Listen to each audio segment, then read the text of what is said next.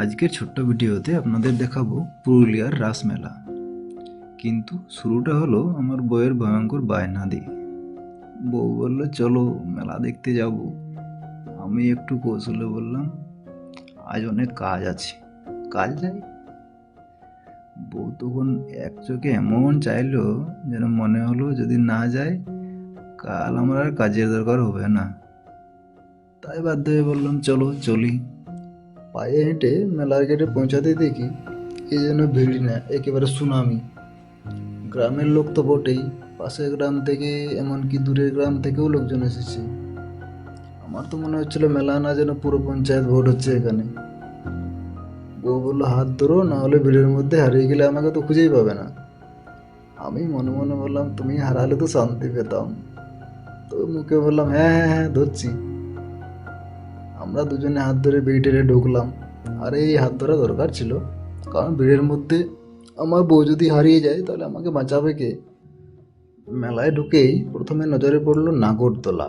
আরে বাবা, ওই যে বড়টা 360 ডিগ্রি নাগরদোলা, আকাশে এমন ঘুরছে যেন কেউ রকেট লঞ্চ করেছে। বউ বললো চলো নাগরদোলায় উঠি। আমি বললাম তুমি ওঠো, আমি নিচে থেকে তোমার ভিডিও বানাবো। বউ বললো ভিডিও পরে, আগে ওঠো তো। তাহলে কি আর করা, দোলায় উঠে ভেবেছিলাম চাঁদ ছুঁয়ে আসবো, কিন্তু দোলার এমন ঘূর্ণি গেল আমি চোখ বন্ধ করে শুধু মনে মনে প্রার্থনা করছিলাম ভগবান একবার মাটিতে নামিয়ে দাও, আর কখনো দোলায় উঠবো না। ভয়ঙ্কর নাগরদোলা থেকে বেঁচে ফিরেই আমার হাঁটা শুরু করলাম। রাস্তার দুধারে দোকানগুলো এমন সাজানো যেন কেউ বলছে আজ সব বেচতেই হবে। বাচ্চাদের জন্য খেলনা, মিষ্টি আর নানা মুখরোচক কিছু খাবার দেখে আমার বউ বলল একটা মথুরাকে খাবো আমি। আমি বললাম তাহলে একটাই খাও, দুটো নিলে আমায় কেক হয়ে যেতে হবে। আমরা ছোটবেলায় একটা প্রিয় জিনিস দেখতাম এই মেলাতেই, দেখতে দেখতে মেয়েটি সাপ হয়ে গেল। এই একটা জাদু চলতো আর কি। এবার সেই জাদু খুঁজতে খুঁজতে বউকে বললাম "এ- এখানে দেখাস না সাপ মেয়ে"। বউ উত্তর দিল এখন সাপ হয়ে লাভ নেই, এখন টাকার জাদুতে সবাই ঘুরছে। এমন উত্তর শুনে আমার কিছু বলার ছিল না। মেলা দেখে বাড়ি ফিরতে গিয়ে ভাবলাম বউয়ের বায়না মেনে যাওয়াই ভালো, না হলে নাগরদোলা থেকে ভয়ঙ্কর ঝাঁকি ঘরে খেতে হতো।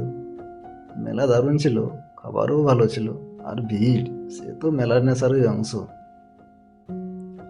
আপনারা নাগরদোলায় উঠেছেন? হাত পা ঠিক আছে তো?